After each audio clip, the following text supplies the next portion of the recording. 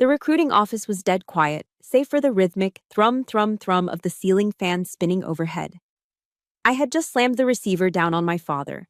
His curse words were still ringing in my ears, screaming about how I was selfish for not wiring money to cover Liam's gambling debts again. I was reaching for my car keys, ready to drive back to the apartment I still called home, when the desk phone vibrated against the wood. It was not my commanding officer. The caller ID flashed a number I did not recognize. A payphone, Selwood Park, 9 o'clock at night. I picked it up, and my world of rigid discipline collapsed. There were no orders on the other end, just the ragged, terrified breathing of a child. My hand went stiff. The ballpoint pen I was holding snapped in two. The blood rushed to my temples, drowning out the exhaustion and the humiliation from my father's call moments ago. "Sergeant Hill, don't go home, please." Milo's voice tore through my eardrum, loud enough to be heard over the sound of heavy rain in the background. "There is a guy pouring gas around your door. He just said into his phone, 'She is coming back soon. Get ready to light it up.'" I dropped the phone. Goosebumps erupted down my spine, cold as ice. She is coming back soon? How did he know? Exactly 2 minutes ago, the only person who had called to ask, "What time are you dragging your ass home?" was my father, Greg. Why did a father's inquiry about his daughter's schedule align so perfectly with the moment a stranger prepared to burn me alive? Tonight, that house was no longer a home. It was a trap. I did not go home. I drove my beat-up Ford 10 miles south, pulling into the flickering neon lot of a Motel 6 off the interstate. The room smelled of cold smoke and bleach, a scent that usually made me gag. But tonight it smelled like safety. I sat on the edge of the sagging mattress, my service pistol resting on the nightstand next to the Gideon Bible. I did not sleep. I could not close my eyes without hearing Greg's voice from earlier that evening. "You are useless, Carrie. Your brother needs $5,000 to restart his life, and you are sitting on that government paycheck like a miser. I would rather not have a daughter than have one like you." His words burned hotter than any fire. He had killed me in his mind long ago. To him, I was not a daughter. I was a failed investment. I walked to the bathroom mirror and splashed cold water on my face. Under the harsh fluorescent light, the small jagged scar on my forehead stood out. I touched it. I was 10 years old. Liam was 7. He had thrown a heavy die-cast toy truck at my head because I wouldn't let him win a game. Blood had poured down my face. My father did not scold Liam. He scolded me. "You are the older sister, Kiera. You have to yield to him. Don't be so selfish." My entire life had been a series of forced yields. Liam went to a private preparatory school. I went to public school. When Liam graduated high school, barely passing, Dad bought him a brand new BMW with leather seats. When I graduated with honors, I bought my own rusted bicycle from a yard sale with money I earned scrubbing floors at the diner. The injustice had seeped into my marrow over 29 years. It made the impossible thought, "Dad wants to kill me to get money for Liam," seem not only possible, but terrifyingly logical. At 2 in the morning, my cell phone vibrated on the bedspread. It was a text from an unknown number. Milo. "I see the fire, Sergeant. It is big." "I am sorry." I did not cry. My tears had dried up the day I signed my enlistment papers to escape that house. I only felt a glacial coldness spreading from my chest to my limbs. That apartment held the only things I had left of my mother and grandfather. Now, they were ash. And the man holding the lighter, directly or indirectly, shared my last name. I waited out the darkness. At 6 in the morning, I turned on the small television mounted in the corner. The local Portland news anchor was speaking in a somber tone. "Fierce blaze at the Selwood Garden Apartments early this morning. Investigators suspect a gas leak. No casualties reported yet, but the structure is compromised." The camera zoomed in. There it was. My bedroom window. It was nothing but a gaping, blackened maw. The frame was charred, the glass blown out. The fire had started there. If I had gone home when my father asked, if I had followed orders like a good daughter, I would be a charred corpse right now. I turned off the TV. The silence in the motel room was heavy, but my mind was clear. I stood up and reached for my uniform. I buttoned the shirt with steady hands. I laced my boots tight. As I looked at my reflection, I realized I wasn't just fighting for myself anymore. I was fighting for every person who has ever been the scapegoat. Everyone who was told they were second best. If you know this pain, if you have ever felt like the black sheep who had to become a wolf to survive, hit that like button so I know I am not alone in this room. And if you're ready to see me make them pay, type justice in the comments. I remembered a quote from a lecture I listened to once about how you must confront the monster within yourself to become truly dangerous, truly strong. Today, I would be dangerous. The smell hit me half a mile before I even saw the building. It was a vile, choking cocktail of wet charcoal, melted plastic, and the metallic tang of ozone. It was the scent of my life going up in smoke. I parked my truck 2 blocks away to avoid drawing attention and walked the rest of the distance. The rain had reduced to a drizzle, but it did nothing to wash away the devastation. My apartment complex, a place that had been my sanctuary for 5 years, was a hollowed-out skull. The roof had collapsed inward, and the windows of my second-floor unit were jagged, black holes staring out like dead eyes. "Jesus, Kiara," Mrs. Graceland, my downstairs neighbor, barreled into me before I could cross the street. She was a heavy-set woman in a floral bathrobe, her face streaked with soot and tears. She hugged me so hard I lost my breath. "I thought you were in there," she sobbed into my shoulder. "It went up like a bomb, honey. 1 second it was quiet, the next, boom, the windows just blew out." I patted her back mechanically, my eyes fixed on the charred remains of my bedroom. "I am okay, Mrs. Graceland. I was lucky." A heavy hand landed on my shoulder. I turned to see Sheriff Miller. He was a big man with a red face and a gut that strained against his uniform buttons. He was also my father's old drinking buddy from the VFW hall. "Hell of a mess, Sergeant," Miller said, chewing on a toothpick. He didn't look at me. He looked at the ruins with the boredom of a man who had seen too many grease fires. "Fire marshal thinks it was a gas leak. Old pipes in these cheap buildings. You know how it is." "A gas leak?" I repeated, keeping my voice flat.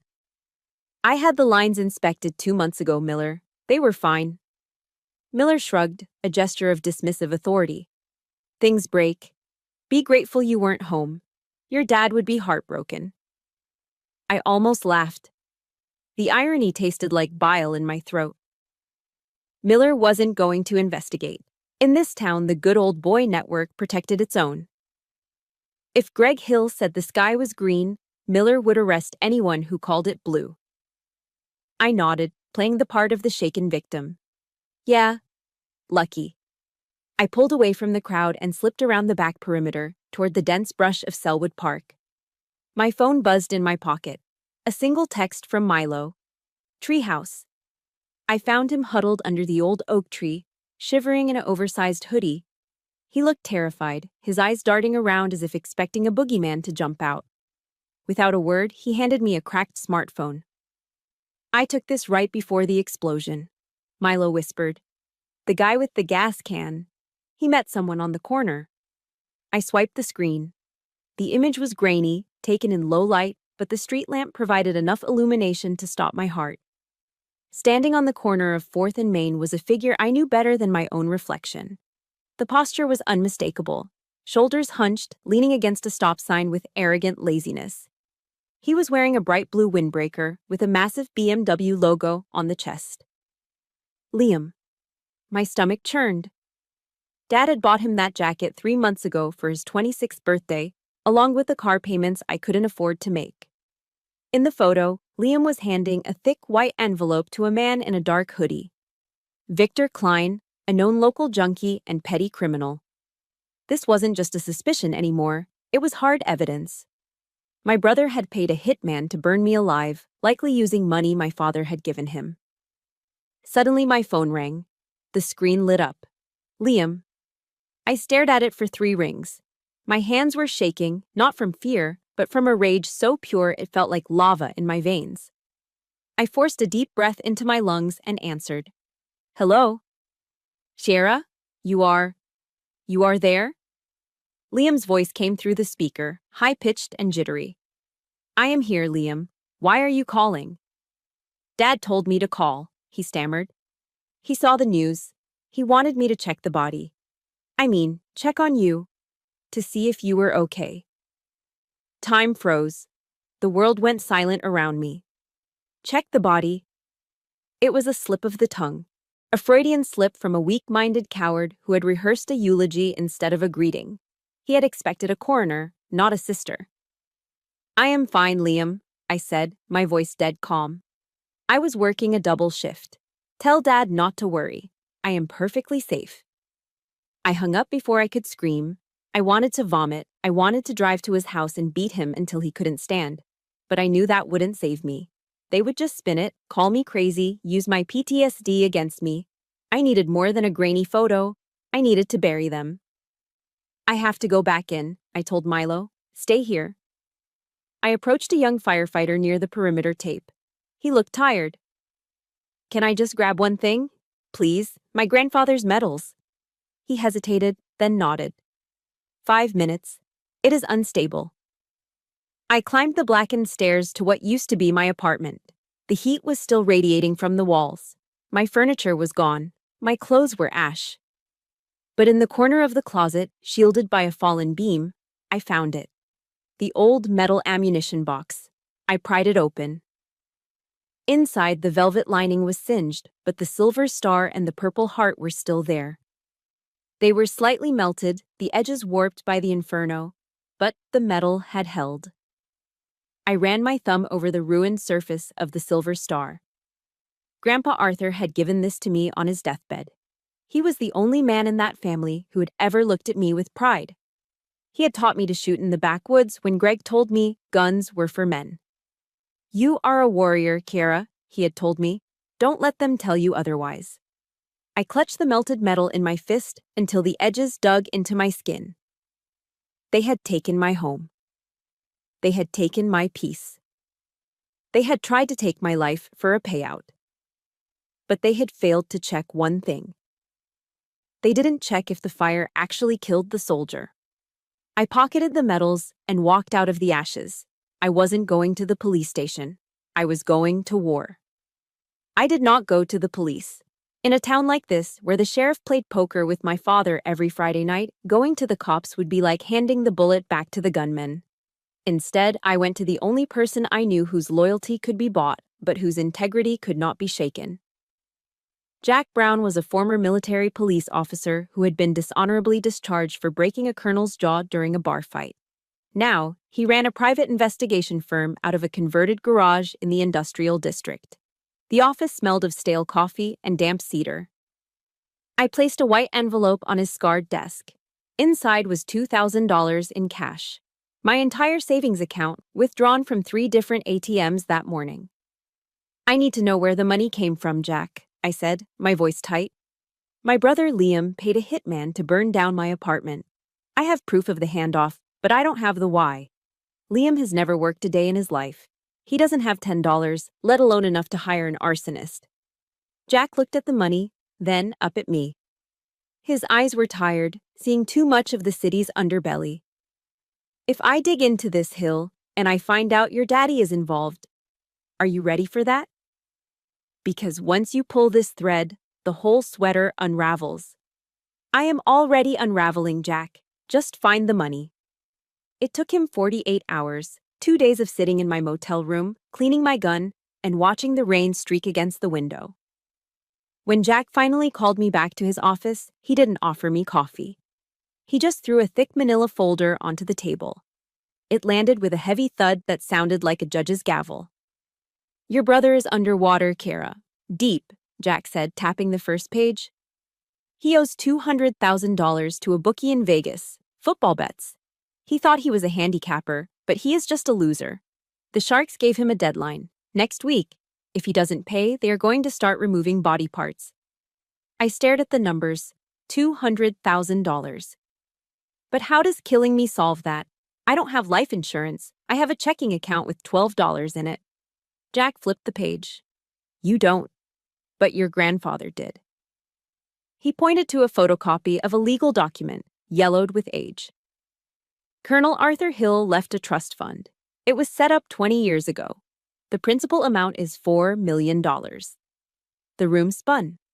$4 million. The colonel didn't trust your father, Jack explained, his voice grim.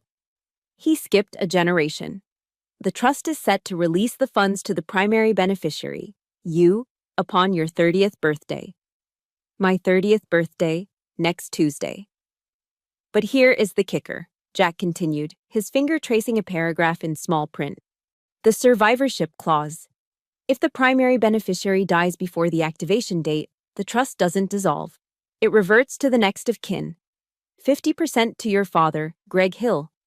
50% to your brother, Liam. I felt the blood drain from my face. The air in the room felt suddenly thin. It wasn't personal. It was a business transaction. My father and brother hadn't plotted to burn me alive because they hated me, though they probably did. They did it because my pulse was the only thing standing between them and a $4 million payday. My life had a price tag, and the expiration date was my birthday. They are on a deadline, Jack said softly. If you are alive next Tuesday, the money is yours, and Liam gets his legs broken by the loan sharks. You are walking a tightrope, Sergeant. I left Jack's office in a daze. I drove without a destination, my hands gripping the steering wheel so hard my knuckles turned white. The rain lashed against the windshield, blurring the city lights into streaks of red and gold. I found myself in the Pearl District, the trendy part of town where the rich kids played, and there it was. Parked illegally in front of a high-end sports bar was the navy blue BMW. Liam's car. I pulled my truck into the shadows across the street and killed the engine. Through the large plate glass window of the bar, I could see them. Liam was sitting in a booth, surrounded by 3 friends. He was wearing that stupid blue jacket.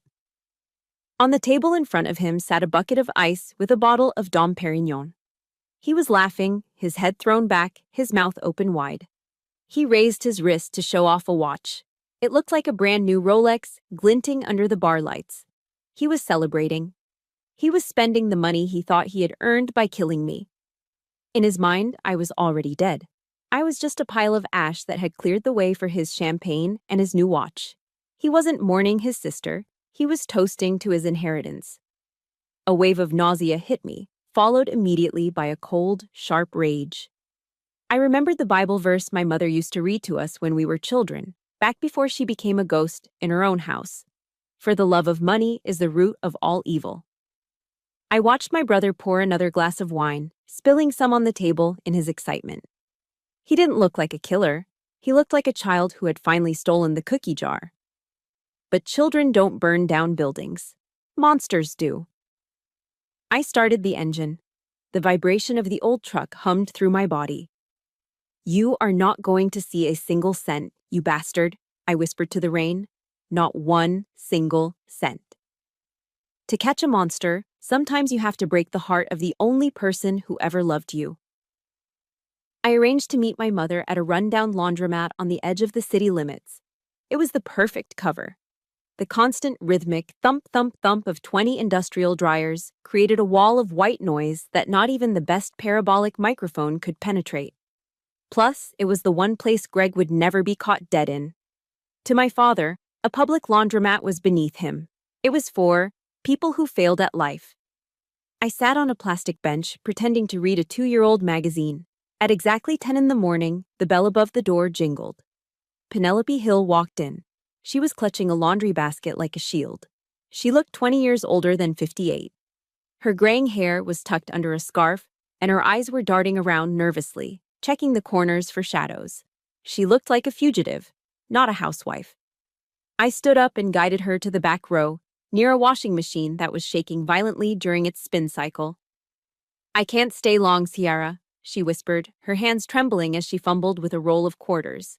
He thinks I'm at the grocery store. He tracks the mileage on the car. If I am late... Stop, I said, my voice low but hard. Forget about the mileage, Mom. Look at this. I slapped the photo of Liam and the hitman onto the vibrating metal top of the washing machine. Next to it, I placed the copy of the trust fund document Jack had given me. Liam paid a junkie to burn my apartment down, I said, cutting straight to the bone. And Dad knows. Hell, Dad probably gave him the cash. My mother recoiled as if I had slapped her. No. No, Kiera. Your brother has problems, yes, but he wouldn't. And your father? He is a difficult man, but he is a veteran.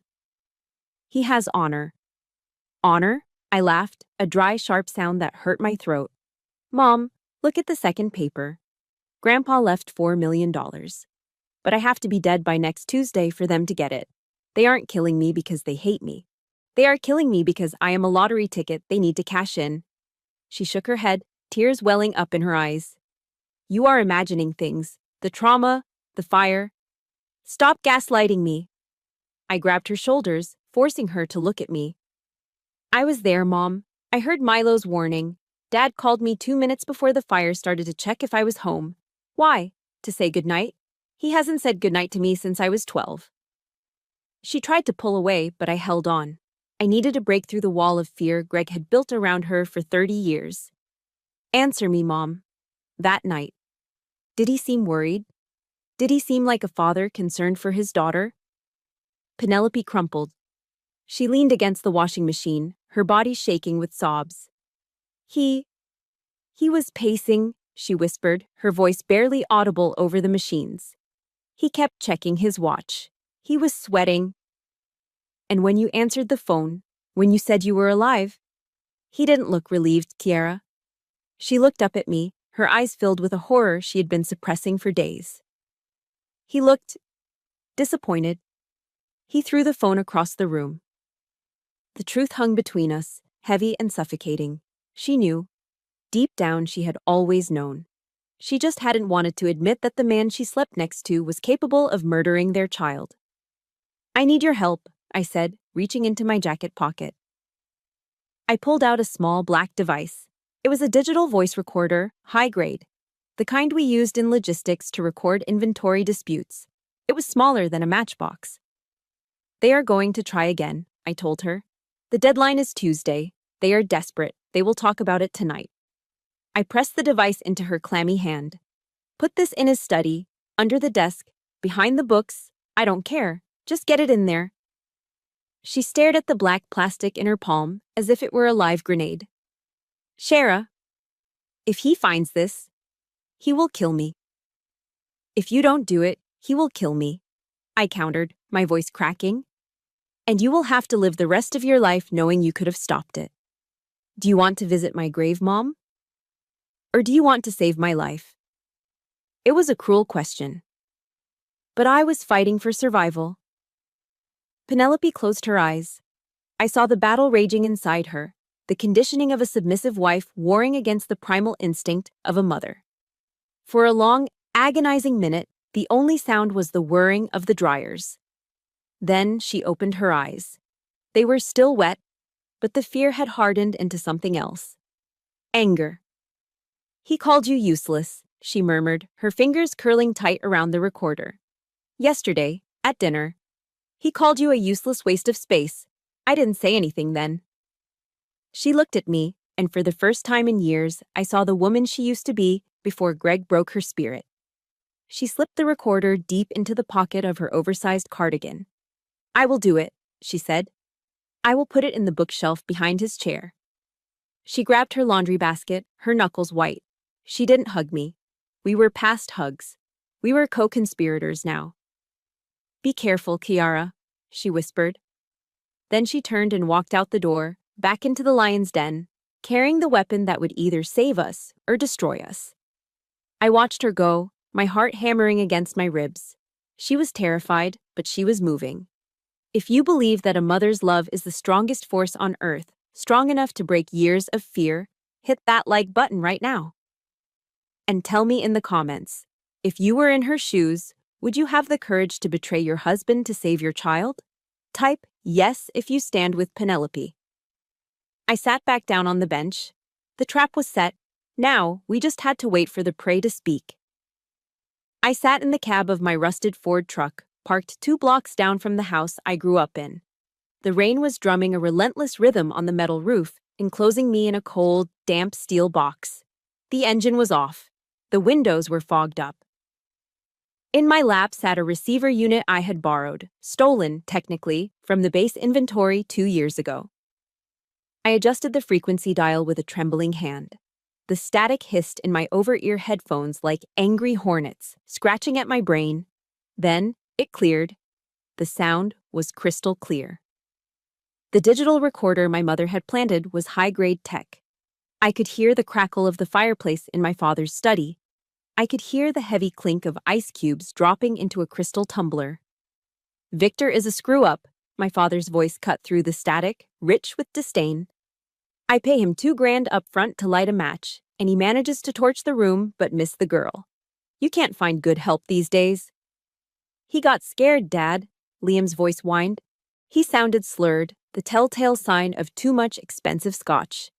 He said the sirens were coming too fast. Excuses don't pay your debts, Liam, Greg snapped. The sound of liquid pouring followed. And they certainly don't unlock the trust fund. We are on a clock here. Tuesday is her 30th birthday. The moment that clock strikes midnight on Tuesday, $4 million locks into her account, and we get nothing. Absolutely nothing. I pressed the headphones tighter against my ears, my breath hitching. Hearing it was different from suspecting it. Hearing your father discuss your survival as a financial inconvenience was a knife twisting in your gut. So, what do we do? Liam asked. We can't burn the motel. Too many witnesses. No more fires. Too messy. The police chief is already asking questions I don't like answering, Greg said. There was a pause, then the squeak of his leather armchair as he leaned back. We need something cleaner. An accident. Her truck, Liam said, his voice brightening with a sick sort of excitement. That piece of junk Ford she drives.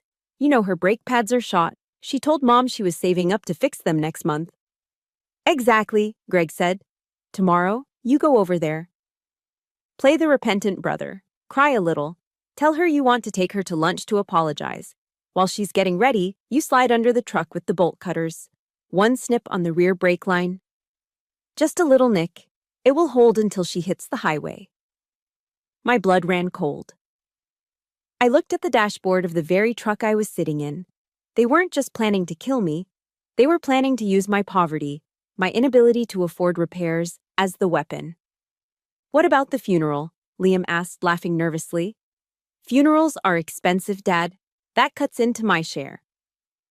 What Greg said next broke something inside me that I didn't know was still whole. Don't be stupid, Greg scoffed. She is a sergeant. We don't pay for the funeral. Uncle Sam pays for the whole. We get the military honors package. Free plot, free flag, free service. I looked it up. We save about $10,000 on burial costs. That $10,000 covers the closing costs on that condo in Boca Raton I have been looking at. Boca Raton. My life, my service, my entire existence was worth a down payment on a retirement condo in Florida. They were going to bury me in a government-issued plot and use the savings to buy a view of the ocean.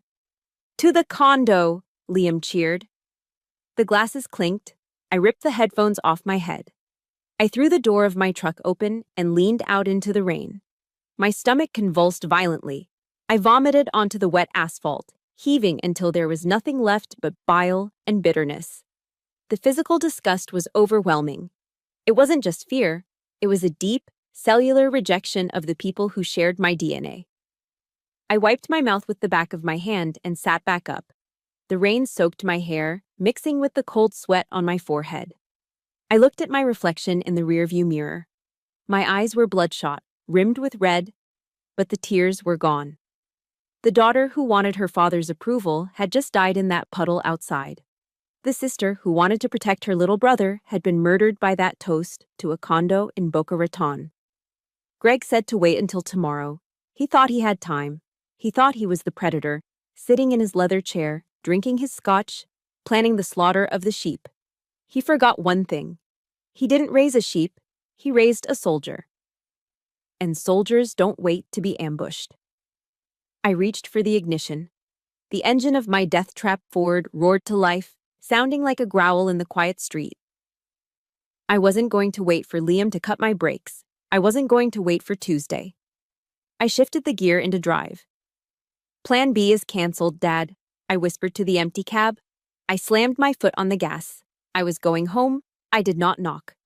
I drove my truck right up onto the manicured front lawn, the tires tearing deep ruts into the pristine green grass my father prized more than his children.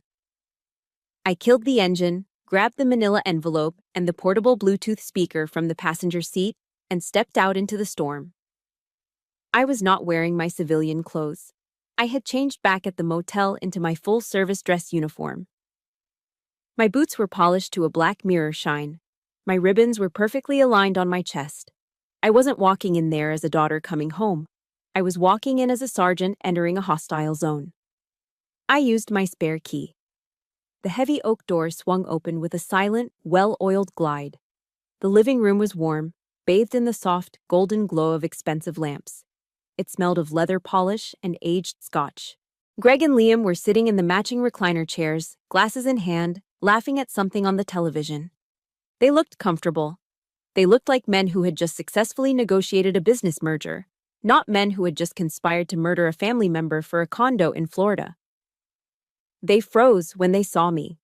Greg lowered his glass, his face flushing a deep, angry red. "What the hell are you doing, Ciara? Bursting in here like a maniac.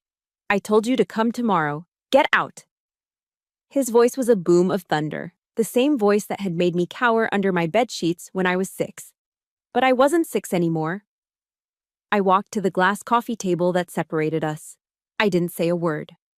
I raised the manila envelope and let the photos slide out.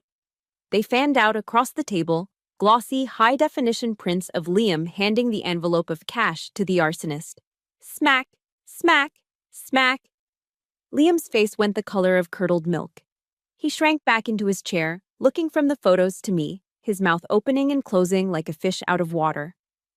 "What is this?" Greg snarled, standing up. "You are spying on your brother now? You paranoid little—" "Sit down," I ordered. My voice wasn't loud, but it was steel. I placed the Bluetooth speaker on the table, right on top of the photos. I pulled out my phone and hit play. I turned the volume all the way up. Uncle Sam pays for the whole. We get the military honors package. We save about $10,000 on burial costs. Greg's voice filled the room, amplified and distorted, bouncing off the vaulted ceiling. That 10 grand covers the closing costs on that condo in Boca Raton. The silence that followed was deafening. The air was sucked out of the room. Greg stared at the speaker, his eyes bulging. The mask of the respectable, grieving father slipped, revealing the greedy, soulless calculator underneath. "You wiretapped me," Greg whispered, his shock quickly turning into a blind, white-hot rage. "In my own house, you ungrateful bitch!" He lunged at me. It was instinct. He raised his hand, aiming a backhand slap at my face, the same discipline he had used when I was a teenager. He expected me to flinch. He expected me to cry. I didn't flinch. I caught his wrist in midair. My grip was iron. I twisted his arm back, using his own momentum to force him off balance. The look of confusion in his eyes was priceless. He had forgotten that while he was drinking scotch for the last 10 years, I was doing push-ups in the mud and learning hand-to-hand combat. "Don't you ever touch me again," I hissed, looking straight into his dilated pupils. "I am your father," he screamed, spitting saliva. "I gave you life. I own you." I tightened my grip until I felt the bones in his wrist grind together. "You didn't give me life. Mom gave me life. You just provided the sperm and the pain." I shoved him backward. He stumbled and fell hard onto the leather sofa, knocking over his glass of scotch. The expensive liquid soaked into the rug like a dark stain. "Liam, run!" Greg yelled, grasping at straws. "Get out the back!" Liam scrambled up, knocking over his chair. He sprinted toward the kitchen, heading for the patio door that led to the backyard. He made it to the doorway and stopped dead. My mother was standing there. Penelope Hill, the woman who had spent 30 years making herself small so she wouldn't be a target, was blocking the exit. She stood tall, her arms crossed. In her right hand, she held her cell phone. The screen was lit up. "Mom, move!" Liam shouted, panic rising in his voice. "She is crazy. We have to go." Penelope didn't move an inch. She looked at her golden child with eyes that were full of sorrow but devoid of pity. "You aren't going anywhere, Liam," she said, her voice steady. "I have already called them. They are in the driveway." Greg pulled himself up from the couch, staring at his wife as if she were a stranger. "Penelope? You betrayed me? For her? For that useless girl?" "No, Greg," she answered, and a tear finally escaped, rolling down her cheek. "I am protecting my child from a monster. And the monster is you." Before Greg could answer, the room was washed in a strobe of red and blue light. The wail of sirens cut through the storm outside, loud and piercing. Car doors slammed. Voices shouted commands from the front porch. Greg looked at the window, bathed in the flashing police lights. He looked old. He looked small. His kingdom of fear had crumbled in less than 5 minutes. I stood in the center of the room, my chest heaving, watching the two men who had tried to sell my life for a condo cower as the heavy pounding began on the front door. "Police! Open up!" This is the moment we have been waiting for. The moment the bully gets punched back. If you felt a rush of satisfaction watching Kara take down her father, hit that like button right now. And tell me in the comments, what would you have said to Greg if you were the one standing in that room? Type your message to him below. I walked to the door and unlocked it. Justice had arrived. The Multnomah County Courthouse smelled of wet wool, floor wax, and stale anxiety. Outside, the Portland rain was falling in relentless gray sheets, washing the grime off the city streets. But inside courtroom 4B, the filth was being exposed for everyone to see. I sat in the front row, directly behind the prosecutor's table. My back was ramrod straight, a posture drilled into me by years of service, but my hands were clasped tight in my lap to stop them from shaking. Opposite me, sitting at the defense table, were two men wearing Department of Corrections orange jumpsuits. Their wrists were bound by steel handcuffs, chained to a metal loop at their waists. Greg Hill did not look like the tyrant who had ruled our household with an iron fist anymore. Without his expensive Italian suits and his glass of scotch, he looked shrunken. His skin was sallow, his hair thin and messy. He refused to look at me. Liam, on the other hand, was a mess. He was sobbing quietly, wiping his nose on the rough fabric of his jumpsuit shoulder, looking like a terrified child who had finally been caught breaking the rules. The trial had been swift. With the audio recording from the study and my mother's tearful testimony, there was nowhere to hide. But the spectacle really began when the district attorney offered them a chance to speak before sentencing. That was when the family loyalty Greg preached about evaporated like mist. "It was not my idea," Greg suddenly shouted, jumping to his feet. His chains rattled loudly against the wooden table, a jarring sound that echoed in the high-ceilinged room. He pointed a trembling finger at Liam. "It was him. It was the boy. He is a gambling addict, Your Honor. He owed $200,000 to violent people. He threatened me. I am an old man. I was scared of my own son." A gasp went through the gallery. I felt a wave of nausea roll through my stomach. He was throwing his golden child under the bus to save his own skin. Liam's head snapped up. The shock on his face quickly turned to ugly, desperate rage. "You liar!" Liam screamed back, his voice cracking. "You planned the whole thing. You said if Kara died, we could use the insurance and the trust fund to buy that condo in Boca Raton.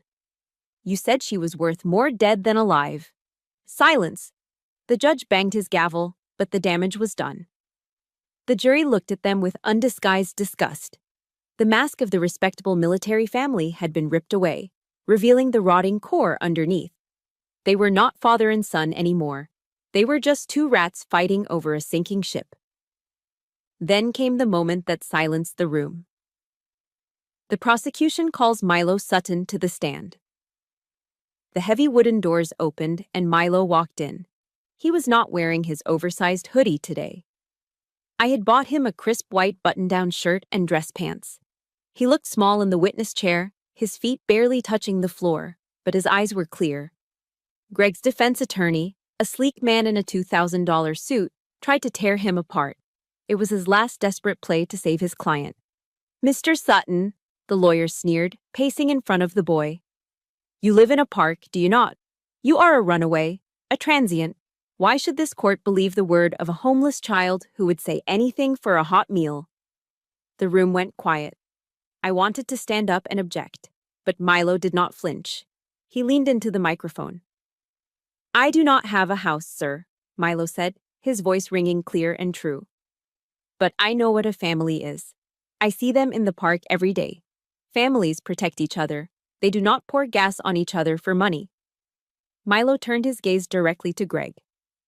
Greg flinched, unable to meet the boy's eyes. That man is not a father, Milo said. He is a monster. The lawyer had no more questions. An hour later, Judge Harrison returned with the sentencing. He adjusted his glasses and looked down at the two men in orange. Greg Hill, for conspiracy to commit murder and arson, I sentence you to 22 years in the state penitentiary, without the possibility of parole. Greg slumped forward, putting his head on the table. Liam Hill, 16 years. Bang! The sound of the gavel striking the woodblock echoed like a gunshot. It sounded like the lid of a coffin slamming shut on the darkest chapter of my life. Bailiffs moved in. Greg and Liam were hauled away. They did not look at me. They were too busy shouting obscenities at their lawyers. I let out a breath I felt like I had been holding for a week. I walked out of the courthouse and stood on the concrete steps. The rain hit my face, cool and cleansing. Technically, I had won. The trust fund, $4 million, was mine. My tormentors were in cages. But as I watched the gray clouds swirl above Portland, I did not feel triumphant. I felt a vast, echoing emptiness. I had just sent my father and brother to prison. There was no family dinner waiting for me. No apology would ever make this right. I remembered a quote by Martin Luther King Jr. that I had read in college. The arc of the moral universe is long, but it bends toward justice. It had bent toward justice today. But nobody told me that justice would feel so incredibly lonely. The Oregon State Penitentiary sat like a concrete scar against the gray skyline of Salem. It was a place designed to strip away humanity, replacing names with numbers and lives with routines.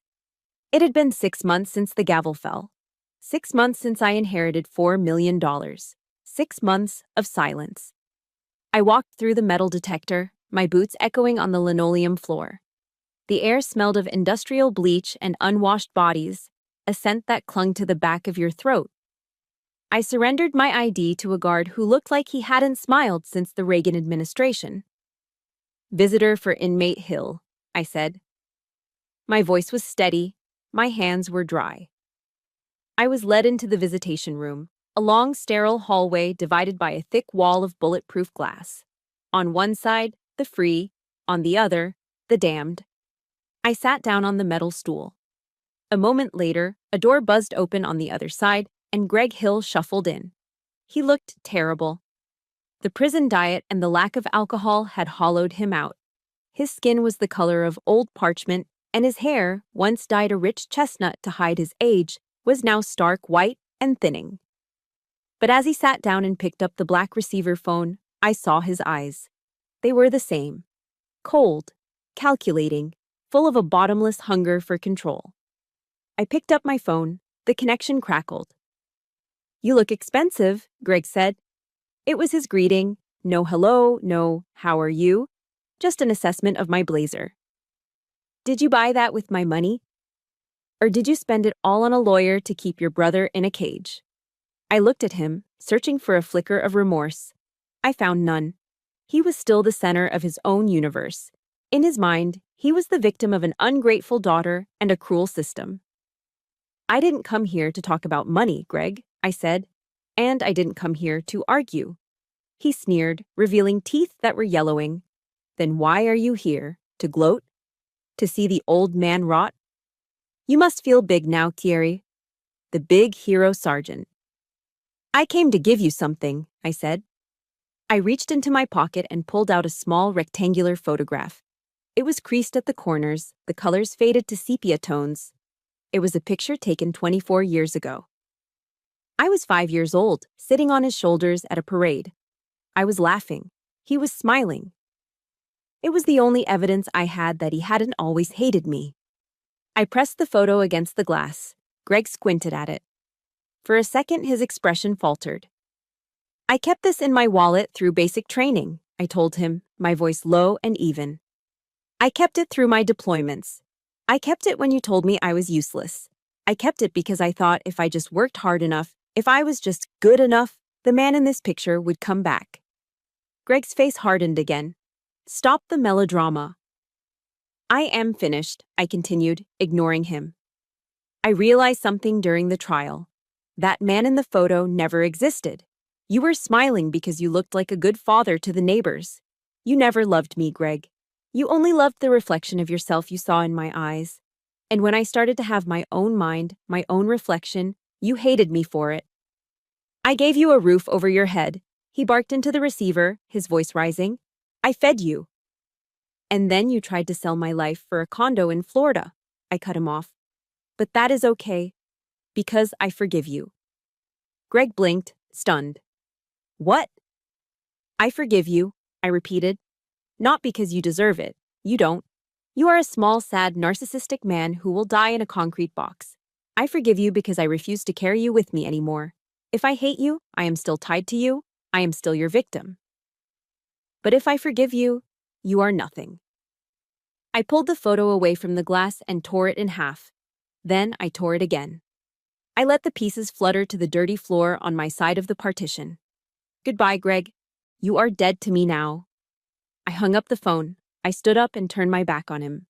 Through the glass, I could hear him screaming, even without the phone.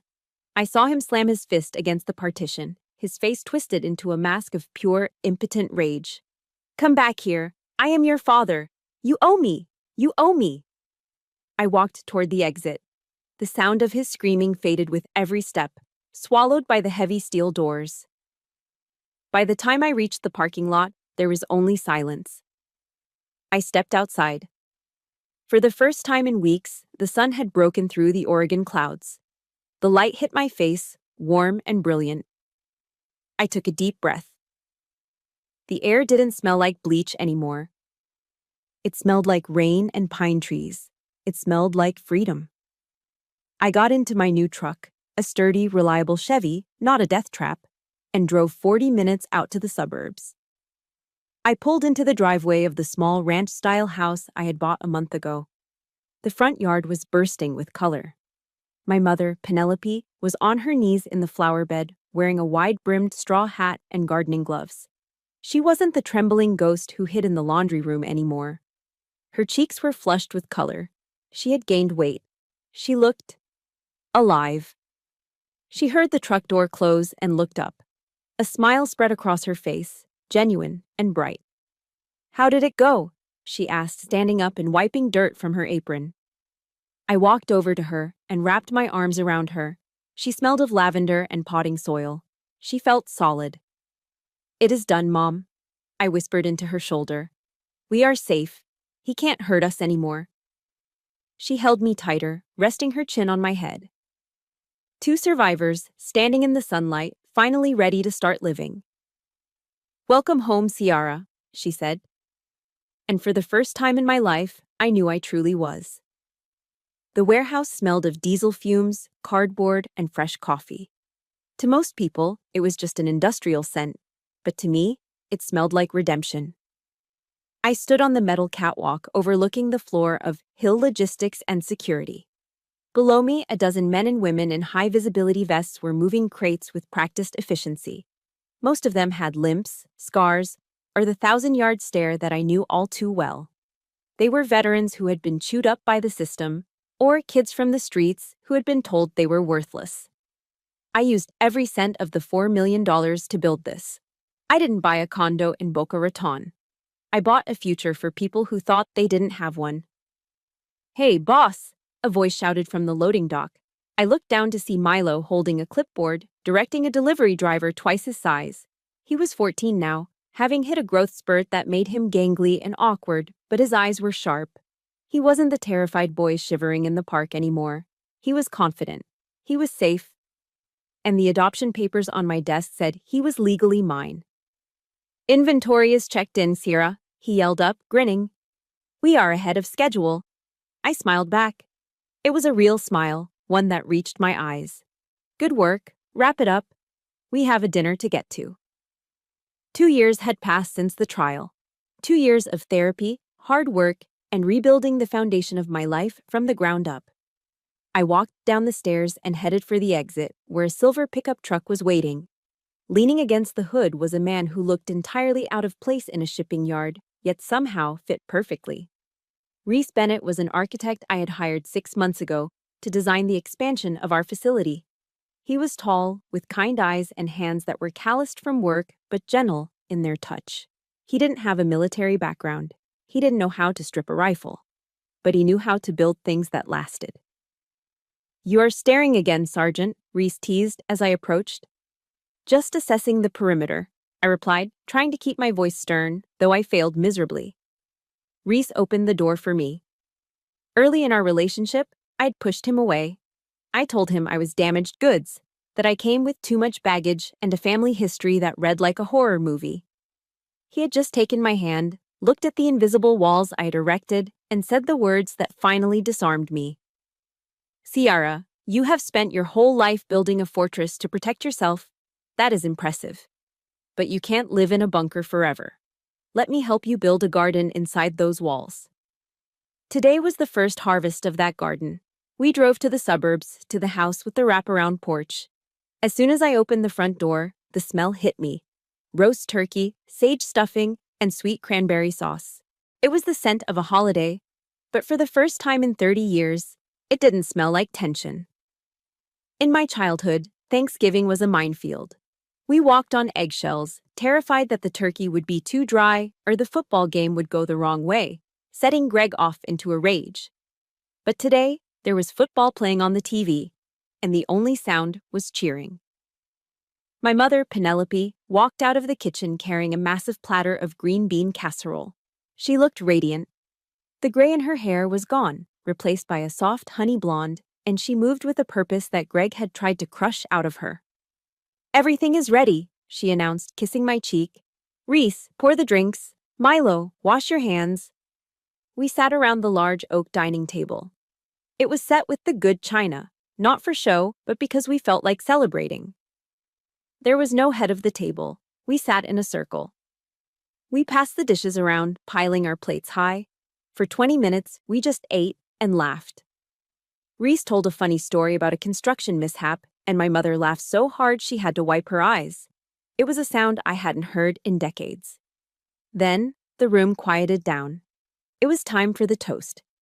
Usually, this was the part where Greg would make a speech about how much money he had made that year, or how disappointed he was in us. My stomach tightened out of reflex, a phantom pain from the past. But Greg wasn't here. He was in a cell in Salem. Milo stood up. He held a glass of sparkling apple cider. He looked at Reese, then at my mother, and finally, his gaze landed on me. He took a deep breath, his Adam's apple bobbing nervously. I want to say thank you, Milo started, his voice cracking slightly. 3 years ago, I was eating out of a dumpster behind a gas station. I didn't think I would make it to 12. He paused, gripping his glass tighter.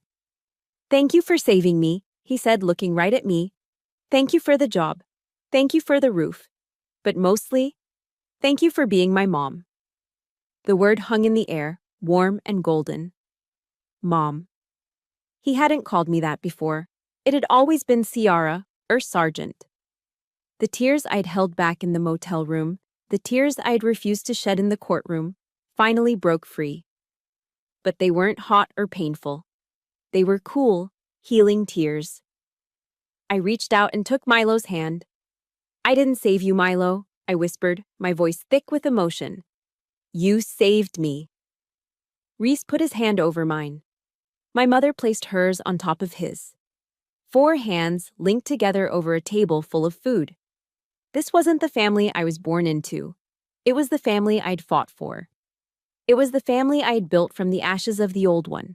And as I looked around the table, at the faces of the people who loved me, not for what I could give them, but for who I was, I realized something profound. The fire had taken my house, but it had given me a home. Portland, Oregon, is a city defined by its gray skies.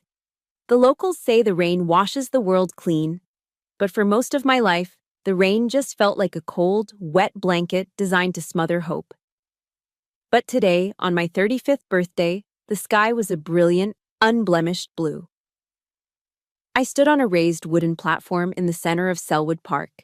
5 years ago, just a few yards from where I was standing, a terrified little boy had huddled in a phone booth and made a call that saved my life. Back then, this park was a graveyard for the forgotten, a place of mud, needles, and despair. Today, behind me, stood a gleaming 3-story building made of cedar and glass. A large sign over the double doors read, "The Selwood Sanctuary." It was a shelter and vocational training center for homeless youth. It was state-of-the-art. It had warm beds, a fully stocked kitchen, a counseling center, and a computer lab. I smoothed the skirt of my navy blue dress. I wasn't wearing my uniform today.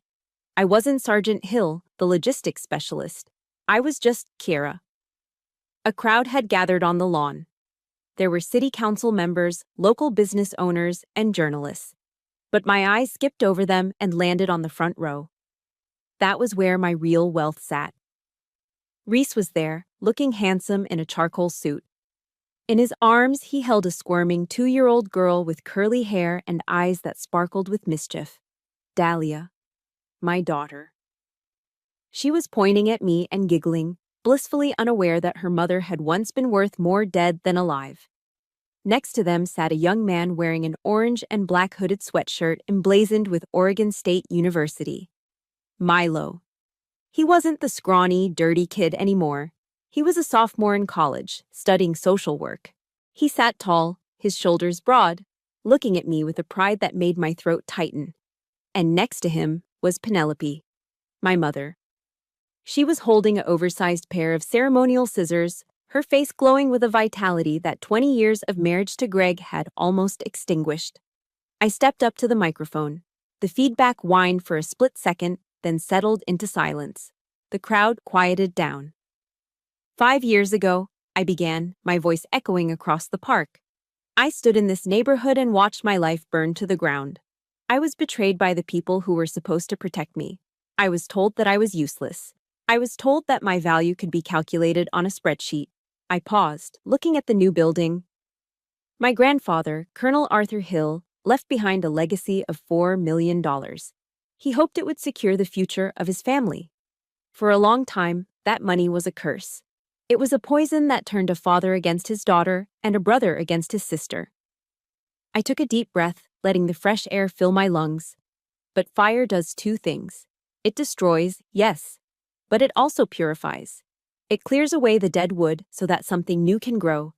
I learned the hard way that family is not the blood that runs in your veins. Family is not a last name. Family are the people who are willing to bleed for you when the world turns against you. I looked down at Milo, then at Reese and Dahlia. The money that was meant to buy a condo in Florida has built this home instead. It will ensure that children like my son, Milo, never have to sleep in the rain again. It will ensure that no one is ever told they are worthless. I remembered the Bible verse my mother used to whisper when she thought no one was listening. There is an old saying, "And you shall know the truth, and the truth shall make you free." The truth freed me. It freed my mother. And today, I hope this sanctuary frees many more. The applause started slowly, then swelled into a roar. I didn't care about the clapping. I walked down the steps of the platform and went straight to my family. Reese kissed my forehead and handed me Dahlia. She wrapped her tiny arms around my neck, smelling of baby shampoo and sunshine. I buried my face in her hair. She would never know the sound of a raised voice in anger. She would never know what it felt like to be a bargaining chip. She would only know love. I looked up at the sky one last time. Somewhere, beyond the blue, I hoped Grandpa Arthur was watching. His fortune hadn't been squandered on gambling debts or vanity. It had been planted in the earth, and it was finally bearing fruit. "Ready to go home?" Reese asked, putting his arm around my waist. "Yeah," I said, taking my mother's arm with my free hand while Milo walked beside us. "Let's go home." We turned and walked away from the podium, 4 people bound not by tragedy, but by choice. Behind us, the glass windows of the sanctuary reflected the sun, burning with a light that would never go out. The rain in Portland had finally stopped. My journey taught me a hard but necessary truth. Biology is not destiny. For years, I clung to toxic relationships because of a misguided sense of duty, believing that walking away made me the villain. But I learned that stepping away from those who hurt you is not an act of betrayal. It is an act of survival. We all have the power to redefine what family means. It is not about whose DNA we share, but whose hand is holding ours when the storm hits. Your worth is innate, not something you have to purchase with your silence or your suffering. Thank you for walking this difficult but beautiful path with me today. If my story touched your heart, please leave a like and subscribe to this channel so we can share more stories of resilience together. I would love to hear from you in the comments. What is the one quality you value most in a family member? Is it loyalty, honesty, or kindness? Let's start a conversation below. And finally, as we step into this fresh chapter of 2026, I wish you and your loved ones a happy new year filled with peace, truth, and genuine love.